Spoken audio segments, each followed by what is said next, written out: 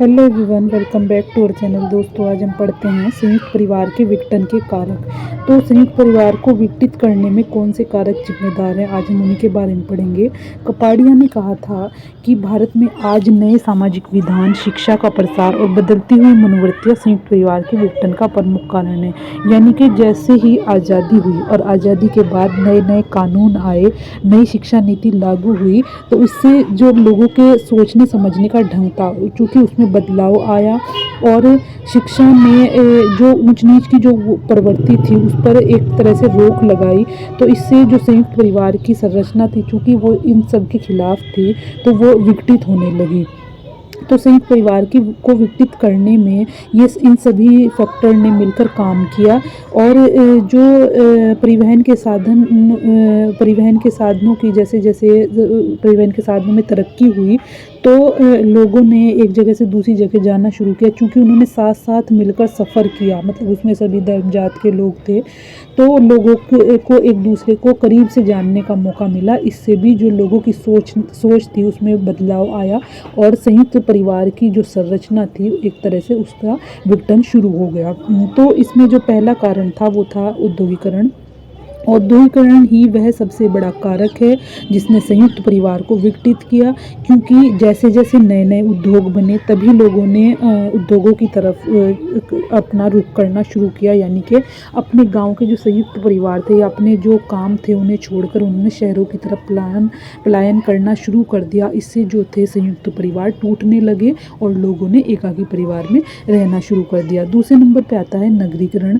नगरीकरण और औद्योगिकरण दोनों एक ही फैक्टर हैं, क्योंकि औद्योगिकरण हुआ उसी से नगरीकरण हुआ।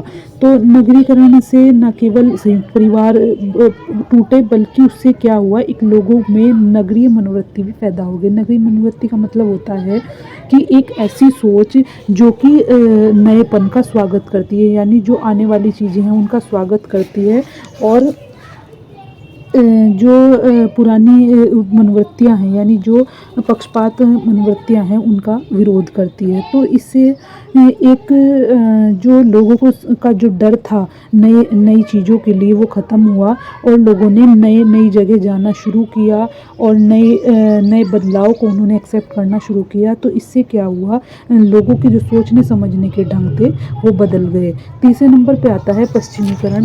पश्चिमीकरण की जो प्रवृत्ति है वो एक तरह से पश्चिमीकरण तभी शुरू हो गया था जब अंग्रेज़ों ने भारत पर राज करना शुरू किया और उन लोगों के रहन सहन और उनकी जो शिक्षा थी उसका जो प्रभाव था वो भारतीय लोगों पर पड़ना शुरू हो गया था। लेकिन जैसे ही आज़ादी मिली तो यहाँ एक तरह से नए रूल्स और नई एजुकेशन पॉलिसी लागू हुई, जिससे कि लोगों के जीवन पर इसका बड़ा गहरा प्रभाव पड़ा। और यहाँ लोगों ने परंपराओं से ज़्यादा आधुनिक शिक्षा को महत्व दिया। और इसका एक बड़ा फैक्टर ये है कि व्यक्तिगत और पारिवारिक सामाजिक स्वतंत्रता जो है, यानी व्यक्तिगत एक इंडिविजुअल पर्सनैलिटी की बात करना और अपने एक सामूहिकता से ज़्यादा व्यक्तिगत को महत्व देना और स्वतंत्रता समानता की बात करना, ये पश्चिमीकरण के ही परिणाम है। क्योंकि सिर्फ पश्चिमीकरण ही व्यक्ति को अपने बारे में सोचने के लिए एक सोच देता है कि वो सामूहिकता से ज़्यादा व्यक्तिगत चीज़ों पर ध्यान दे।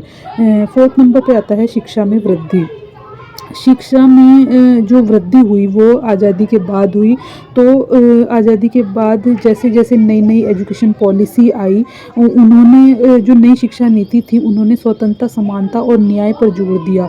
क्योंकि ये इन चीज़ों को संयुक्त परिवार में एक तरह से इग्नोर किया गया था। संयुक्त परिवार में जो शिक्षा दी जाती थी वो अपनी परंपराओं और संस्कृति की दी जाती थी। एक आधुनिक शिक्षा जो थी वो भारतीय समाज में प्रचलित नहीं थी। तो जो आधुनिक शिक्षा आई उससे क्या हुआ, जो स्त्रियाँ थी उनके रहन सहन में यानी उनके सोचने समझने के ढंग में सुधार हुआ। वो अपने अधिकारों के प्रति सचेत हुई, उन्हें लगा कि हाँ वो भी एक इंसान है और उन्हें भी ये हक है कि वो अपनी ज़िंदगी को अपने हिसाब से जिए। तो चूँकि शिक्षा में वृद्धि हुई, तो इससे जो एक स्वतंत्रता, समानता और न्याय का एक ऐसा सिद्धांत शुरू हुआ जिससे कि जो युवा वर्ग था और स्त्री वर्ग थे, उन्होंने अपने अपने अधिकारों के प्रति जागरूक होना शुरू किया और उन्होंने संयुक्त परिवार की जो ऐसे नियम थे जो कि उनकी स्वतंत्रता का हनन कर रहे थे, उनको खिलाफ उन्होंने आवाज़ उठानी शुरू कर दी। 5th नंबर पे आता है जनसंख्या में वृद्धि। आज़ादी के बाद जो है जनसंख्या तेज़ी से बढ़ी, इससे ये संभव नहीं था कि जो परंपरागत व्यवसाय हैं वो इतनी बड़ी जनसंख्या का पेट भर सके, क्योंकि जो आधुनिक जो परंपरागत व्यवसाय थे वो पुराने उनमें तकनीक जैसा कुछ भी नहीं था, मतलब वो परंपरागत थे, तो उनके ज़रिए इतनी आजीविका नहीं कमाई जा सकती थी जिससे कि इतनी बड़ी जनसंख्या का भरण पोषण हो सके। तो इससे भी जो संयुक्त परिवार थे वो विकसित होने लगे और लोगों ने जो आधुनिक व्यवसाय थे उन्हें अपनाना शुरू किया। 6 नंबर पे आता है महिला जागरूकता। आज़ादी के बाद चूँकि जो आधुनिक शिक्षा आई और आंदोलन हुए, उसमें महिलाओं के उद्धार की बात की गई, यानी उनके स्वतंत्रता की, उनकी समानता के लिए, उनकी एजुकेशन के लिए बात की गई। तो इससे जो महिलाएं थी वो अपने अधिकारों के लिए जागरूक हुई, जिन चीज़ों से उन्हें बिल्कुल दूर रखा गया था कि उनके एक अच्छी, एक स्वतंत्र, एक शिक्षित ज़िंदगी से जो उन्हें दूर रखा गया था, फिर उन्होंने उसके लिए आवाज़ उठानी शुरू की और वो उनके लिए ये पॉसिबल नहीं था कि वो संयुक्त परिवार में रहते हुए अपनी जो अच्छी ज़िंदगी है उसे जी सके। तो इसलिए उन्होंने जो संयुक्त परिवार थे उसमें रहना उन्हें अस्वीकार कर दिया और उन्होंने एक एकाकी परिवार की तरफ रुख किया। 7वें नंबर पे आता है परिवहन के साधनों की सुविधा। चूँकि पुराने जो समाज थे, जो परंपरागत समाज हुआ करते थे, उस वक्त जो परिवहन के साधन थे वो कम थे, यानी लोग पैदल ही इधर उधर जाया करते थे।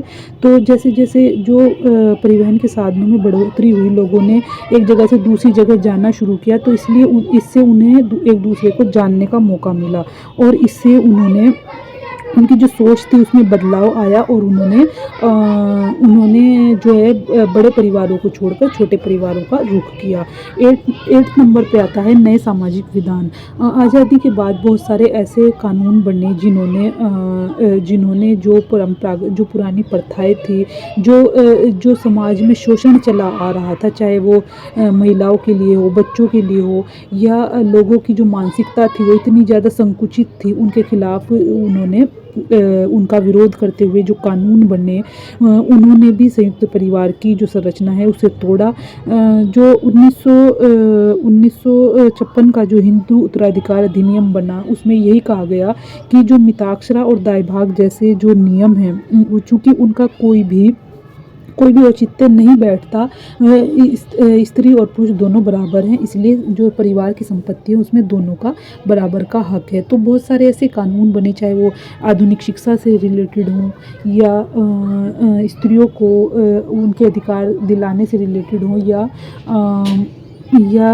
जो एक जो उद्योग धंधों से रिलेटेड हो, नए नए उद्योगों से रिलेटेड हो, चाहे आधुनिक शिक्षा, कुछ भी हो, जो भी बने वो सिर्फ इसलिए बने जिससे कि जो एक नई चेतना है वो समाज में लाई जा सके और समाज को बदला जा सके। तो ये थे संयुक्त परिवार के विघटन के कारण। आई होप आपको समझ आ गया होगा। वीडियो देखने के लिए आपका बहुत बहुत धन्यवाद।